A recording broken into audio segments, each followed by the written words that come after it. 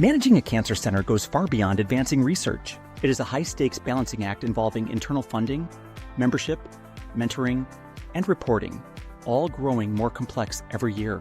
Across the country, forward-thinking teams recognized that to support more researchers and scale their impact, they needed to simplify, standardize, and centralize their processes. So they chose InfoReady. At Roswell Park Comprehensive Cancer Center in Buffalo, New York, Judith had her hands full. Requests for pilot funding, community grants, limited submissions, all came to her in box.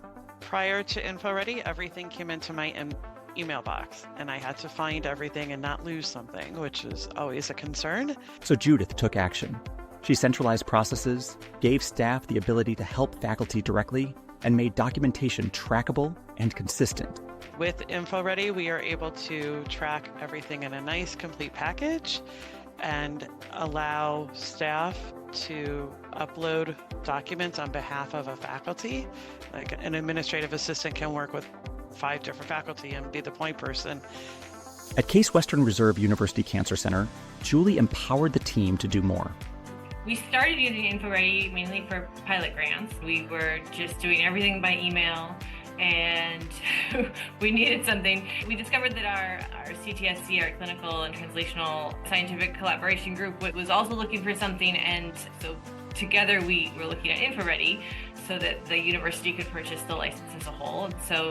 And then some other parts of the university wanted to use it as well. So initially we all bought it for using it for pilot awards, but we pretty quickly recognized that it can have some other useful capabilities. We've been using it as well for limited submission competitions, and then more recently for our membership applications for the Cancer Center. Now her team seamlessly and effectively manages multiple programs.